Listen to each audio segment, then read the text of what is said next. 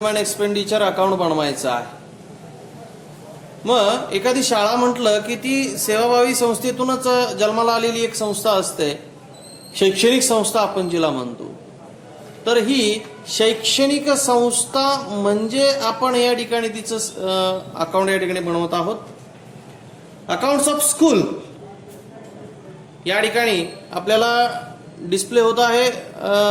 From the following balance sheet of receipt and payment account, from the balance sheet of receipt and payment account of New English School Barshi, prepare income and expenditure account for the year ended 31 March 2020.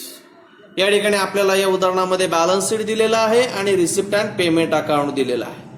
एका माहिती करता सांगतो की आपल्याला या अगोदर प्रत्येक उदाहरणामध्ये रिसिप्ट अँड पेमेंट अकाउंट दिलेला असायचं आणि आपण सोडवायचो आणि ऍडिशनल इन्फॉर्मेशन मध्ये ऍसेट दिली जायची. परंतु या ठिकाणी आपल्याला बॅलन्स शीट दिलेला आहे आणि रिसिप्ट अँड पेमेंट अकाउंट दिलेला आहे. याच्यामध्ये जी बॅलन्स शीटची ऍसेट आहे वर बॅलन्स शीट ॲज ऑन 1/4/2019 आणि आपल्याला 2020चं या ठिकाणी बनवायचं आहे इन्कम अँड एक्सपेंडिचर. म्हणजे हा जो काही बॅलन्स शीटला बॅलन्स दिलेला आहे हा वर्षाच्या सुरुवातीची ऍसेट आणि सुरुवातीची लायबिलिटी आपल्याला दिलेली आहे. त्याच्यावरून आपल्याला वर्षाच्या शेवटची आपल्याला ऍसेट आणि liabilities and income and expenditure account या ठिकाणी आपल्याला बनवायचं आहे. मग या उदाहरणामध्ये काहीतरी नवीन आहे आणि काही नवीन ऍडजस्टमेंट आहे. चला आपण बघूया या नवीन ऍडजस्टमेंट सहित पेज नंबर 119 वरचं जे उदाहरण आहे in the books of New English School Barshi आणि balance sheet as on 31 March 2020 या ठिकाणी बॅलन्स शीट आपल्याला दिलेलं आहे. चला मग आपण या ठिकाणी उदाहरण समजून घेऊया कशा पद्धतीने हे उदाहरण आपल्याला सोडवायचं आहे ते. मग याच्यामध्ये आपल्याला सुरुवातीला जे बॅलन्स शीट दिलेलं आहे हे बॅलन्स शीट 1/4/2019 दिलेलं आहे. म्हणजे हे ओपनिंग बॅलन्सेस आपल्याला दिलेले आहेत. मागच्या उदाहरणामध्ये उदाहरण नंबर 10 मध्ये आपल्याला जे ऍडिशनल इन्फॉर्मेशन दिलेल्या होत्या त्या सारखंच, परंतु यामध्ये आपल्याला हे बॅलन्स शीट मध्ये ओपनिंग बॅलन्सेस दिलेले आहे. मग आपण सोडवायला सुरुवात ही बॅलन्स शीट पासून करूया. बॅलन्स शीट पासून कशा पद्धतीने पोस्टिंग करायच्या तर आपण या उदाहरणामध्ये बघूया. मग या उदाहरणामध्ये आपल्याला जी ऍसेट साइड दिलेली आहे त्या ऍसेट साइडच्या अगोदर आपण पोस्टिंग करणार आहोत. ऍसेट साइडला कॅश इन हँड आणि कॅश ॲट बँक दिलेली आहे की मागच्या वर्षीचा जो कॅश बॅलन्स आहे तो चालू वर्षीच्या एंडिंगला आपल्याला घेता येत नाही. तर जो काही चालू वर्षीचा जो काही पेमेंट साइडचा कॅश इन हँड आणि कॅश ॲट बँक आहे हा बॅलन्सेस आपल्याला बॅलन्स शीटला घेता येतो. म्हणून हा बॅलन्स आपण घेणार नाही आहोत. 6,000 आणि 10,000. पहिला आयटम आहे बिल्डिंग. ऍसेटला आपण म्हणणार आहे बिल्डिंग. याच्यावर कुठल्याही प्रकारची ऍडजस्टमेंट विद्यार्थ्यांना आपल्याला दिलेली नाही, म्हणून डायरेक्टली आपण रक्कम बाहेर घेणार आहोत 4,50,000. यामध्ये प्रकर्षाने जाणवणारी एक गोष्ट म्हणजे बिल्डिंग आपण ऍसेटला घेतो आणि बिल्डिंग फंड लॅबिलिटीला घेतो, कारण तो फंड आहे, बिल्डिंग साठी आलेला फंड आहे. ओके. त्याच्यानंतर फर्निचर दिलेले आहे ती ही आपली ऍसेट आहे. या ठिकाणी आपण म्हणणार फर्निचर. आणि रक्कम दिलेल्या विद्यार्थ्यांनो 72,000 रुपये या ठिकाणी रक्कम आपल्याला दिलेली आहे. रक्कम याच्यासाठी आतमध्ये घेतलेली आहे की चालू वर्षी त्याच्यावर काही घडामोडी झालेल्या आहेत का हे पेमेंट साइडला दर्शवलेलं असतं आणि म्हणून चालू वर्षीच्या घडामोडी या सगळ्या पेमेंट साइडला आपल्याला त्याच्यामध्ये नंतर ऍड करायच्या असतात. Then after library books. Library books is and our asset. हे लायब्ररीमध्ये असणारे जे काही पुस्तकं आहे ती आपली मालमत्ता असते, म्हणून लायब्ररी बुक्स नेहमी आपण ऍसेटला या ठिकाणी घेत आहोत. थोडी जागा मोकळी सोडूया आणि आपण म्हणूया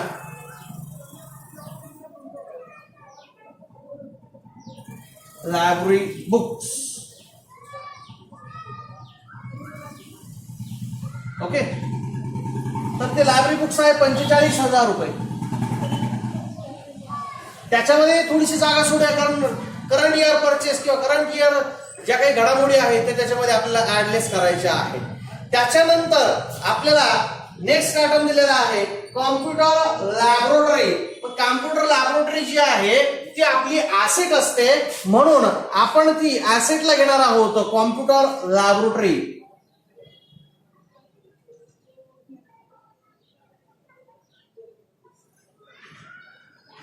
कॉम्प्युटर लॅब 60,000 रक्कम बाहेर घेऊ, कारण काही त्याच्यावर ऍडजस्टमेंट आपल्याला दिलेली नाही. आपली असेट साईड विद्यार्थ्यांनो या ठिकाणी संपलेली आहे. आता आपल्याला लायबिलिटी चालू करायची. Capital fund, opening balances of capital fund. Capital fund नेहमी लायबिलिटी लिहितो, मग या ठिकाणी आपण म्हणणार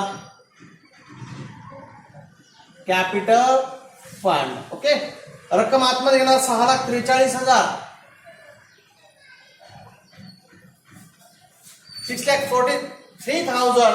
कारण की आपण रक्कम आतमध्ये घेतली, कारण चालू वर्षाच्या घडामोडी आपल्याला त्याच्यामध्ये ऍडजस्ट करायच्या आहेत. देन बॅलन्स शीट आपलं या ठिकाणी संपलेलं आहे. हे झालं बॅलन्स शीटच्या पोस्टिंग. आता आपल्याला पेमेंट अकाउंट कडे यायचं आहे. मग रिसिप्ट अँड पेमेंट अकाउंटला पहिला आयटम दिलेला आहे सॅलरी. आपण पेमेंट अकाउंट तुम्हाला सांगितल्याप्रमाणे पेमेंट एक्सपेंडिचरला ट्रान्सफर करतो आणि रिसिप्ट इन्कमला ट्रान्सफर करतो. मग या ठिकाणी आपण म्हणणार टू सॅलरी. आता या ठिकाणी सॅलरीवर आपल्याला विद्यार्थ्यांना ऍडजस्टमेंट दिलेली आहे. सॅलरीवरची ऍडजस्टमेंट सोडवताना या ठिकाणी सॅलरीची रक्कम आपण आतमध्ये घेणार आहोत 90,000 रुपये. सॅलरीवर आपल्याला ऍडजस्टमेंट सांगितलेलं आहे. Outstanding salary 9,000. आउटस्टँडिंग नेहमी आपण ऍड करतो, मग या ठिकाणी ऍड आउटस्टँडिंग दिलेली आहे 9,000 रुपये. आउटस्टँडिंग आपल्याला दिलेली आहे. आपण 90 अधिक 9 99,000 रुपये सॅलरी आपली आहे. आउटस्टँडिंग रक्कम ऍड केलेली रक्कम जाते. ऍड केलेला एक्सपेन्सेस, एक्सपेंडिचरला जी आउटस्टँडिंग ऍड करतो is an our expenses or outgoing or liability. म्हणून सेकंड इफेक्ट नाव आउटस्टँडिंग सॅलरी 9,000. ओके, पुढे आपल्याला सांगितलेलं आहे लायब्ररी बुक्स 14,000. चालू वर्षी आपण लायब्ररीमध्ये पुस्तकं खरेदी केले. किती? 14,000 रुपयाचे पुस्तकं आपण या ठिकाणी खरेदी केले. मग या ठिकाणी खरेदी केली रक्कम म्हणजे या ठिकाणी म्हणणार ऍड परचेसेस. आणि परचेसेस किती हजाराचे? 14,000 रुपयाचे पुस्तकं आपण खरेदी केले. मग या ठिकाणी 0 0 0 5 4 9 4 1 5 59,000 रुपयाची या ठिकाणी आपल्याकडे पुस्तकं या ठिकाणी झालेली आहेत. त्याच्यावर काय ऍडजस्टमेंट आहे का बघूया. Depreciation library books by 9,000. Library books वर डेप्रिसिएशन सांगितलं. डेप्रिसिएशन नेहमी आपण लेस करतो. या ठिकाणी म्हणणार लेस डेप्रिसिएशन 9,000 आणि बाहेर रक्कम घेणार 50,000 रुपये. ओके, आणि लेस केलेलं डेप्रिसिएशन नेहमी आपला तोटा असतो. एक्सपेंडिचर साईडला आपल्याला नेहमी आपले तोटे या ठिकाणी घ्यावे लागतात. मग लायब्ररी बुक्स मधून 9,000 वजा केले, शिल्लक राहिले 50,000 आणि लेस केलेले डेप्रिसिएशन आपल्या एक्सपेंडिचरला या ठिकाणी म्हणायचा तो डेप्रिसिएशन अकाउंट. मग या ठिकाणी आपण म्हणणार library books 9,000. Next office rent आपला एक्सपेन्सेस आहे. मग या ठिकाणी आपण म्हणणार to office rent 10,000. Then after office printing and stationery,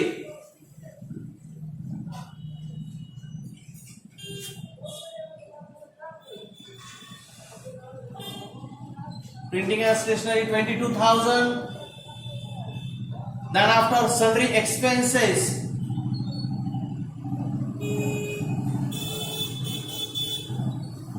$12,000, 12,000. Then after insurance,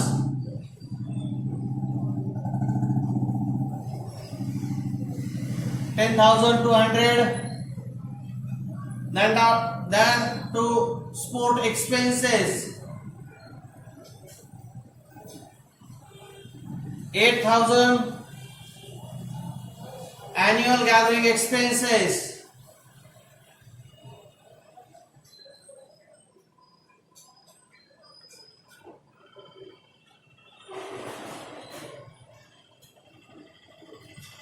$9,000. Then furniture current year purchase आहे. फर्निचर दिलं म्हणजे आपले ऍसेट आहे आणि ती करंट इयर परचेस आहे. 50,000 रुपीज आपली करंट इयर परचेस आहे. ती नेहमी आपण ऍड करतो. या ठिकाणी आपण म्हणून ऍड परचेसेस किती आहे 50,000 50,000 रुपये आपली करंट इयर परचेसेस आहे. मग या ठिकाणी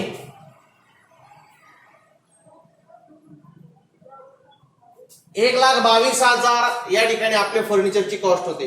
त्याच्यावर आपण या ठिकाणी furniture by 10,000 depreciate furniture by 10,000. नेहमी आपण फर्निचरवर काढलेलं डेप्रिशिएशन हे लेस करतो.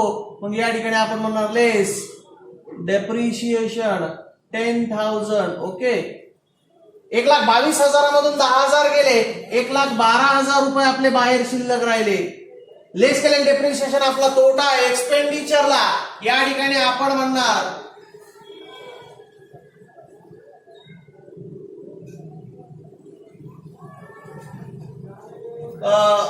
फर्निचर 10,000. ओके. त्याच्यानंतर पुढे सांगितलेलं रिपेअर्स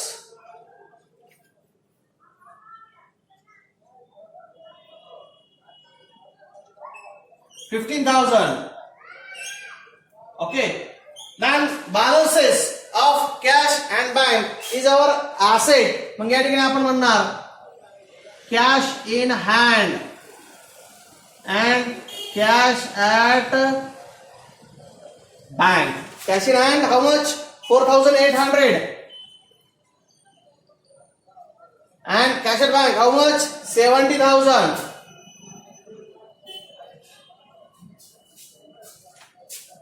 ही झाली आपली payment side. Okay. Thereafter receipt side. Now first item to tuition fees.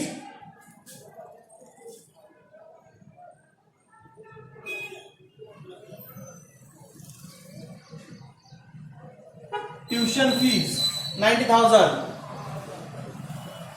त्याच्यावर ऍडजस्टमेंट आपल्याला विद्यार्थ्यांना दिलेली आहे. ट्युशन फीज वर काय आउटस्टँडिंग ट्युशन फीज 15,000 लेस आउटस्टँडिंग किती दिलेली आहे ती 15,000 रुपये 15,000. मग 90,000 मधून 15,000 गेले 75,000 शिल्लक राहिले बाहेर 75,000 लेस केलेली आउटस्टँडिंग. ही आउटस्टँडिंग काय आहे इन्कम आहे. हे आउटस्टँडिंग एक्सपेंडिचर लायबिलिटीला येतो आणि आउटस्टँडिंग इन्कम ऍसेटला येतात. म्हणून या ठिकाणी आपण म्हणणार outstanding tuition fee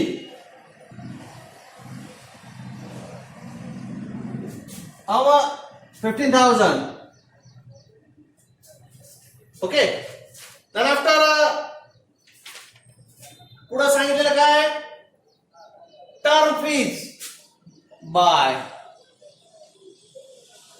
term fees. Okay. 3,000. Thereafter admission fees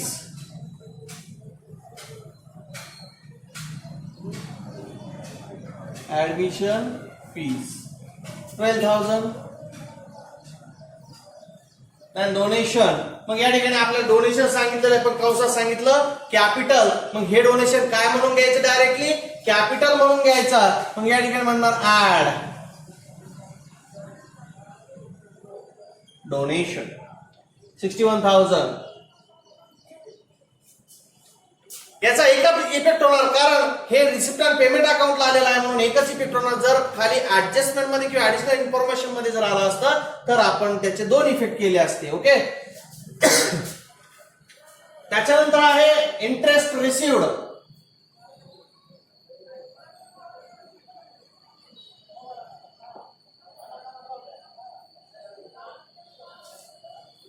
$2,000. Okay. Then government grant.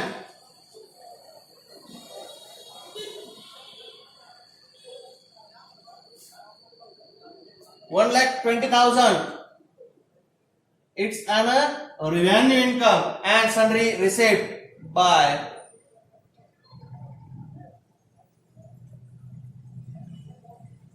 11,000.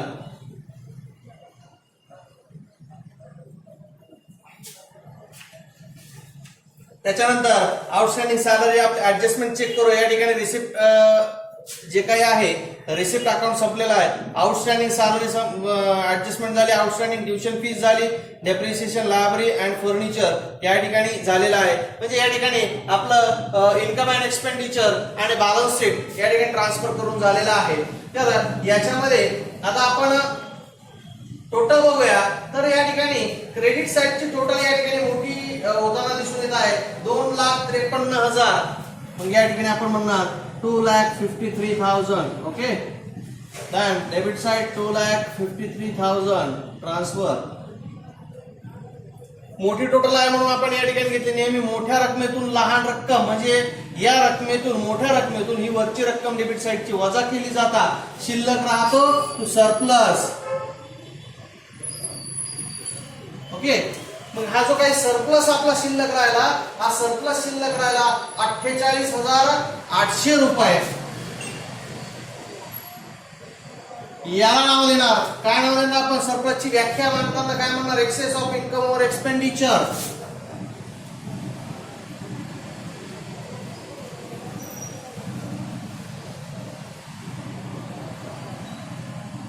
Access of income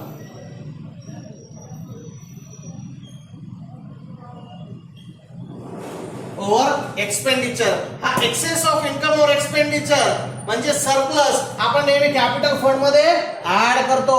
add surplus 48,800. 48,800 हा ऍड केला तर याची टोटल आपली बाहेर येते 7,52,800 रुपये. 7,52,800 रुपये टोटल कॅपिटल फंड आपला या ठिकाणी शिल्लक राहिला. आणि त्यांची टोटल लायबिलिटी साइडची जर आपण टोटल केली तर ती 7,61,800 रुपये या ठिकाणी येते. 7,61,800 रुपये. आणि ऍसेट 7,61,800 रुपयांनी आपल्याला टॅली झालेली दिसून येते. अशा पद्धतीने विद्यार्थ्यांनो न्यू इंग्लिश स्कूल बार्शीचं उदाहरण या ठिकाणी टॅली होताना दिसून येत आहे. आपलं पुस्तकाचं पेज नंबर जे आहे ते पेज नंबर 121 वरचं उदाहरण आहे. हे अशा पद्धतीने आपल्याला टॅली होताना दिसून येत आहे. तर या ठिकाणी आपण या उदाहरणाचा स्क्रीनशॉट घेऊन हे उदाहरण सोडू शकता. धन्यवाद.